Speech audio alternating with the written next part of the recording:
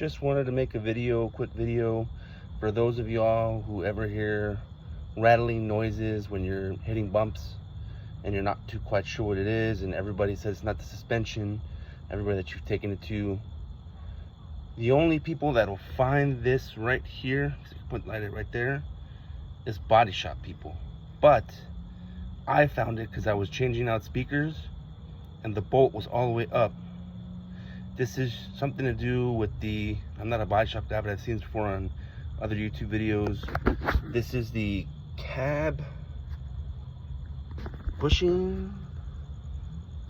Let me see if I can get that right there. Yeah, the cab bushing. I've seen people use rolls of electric tape on this just to get it home, but that's the something that holds the cab together so that I guess the body and the frame don't go out of alignment.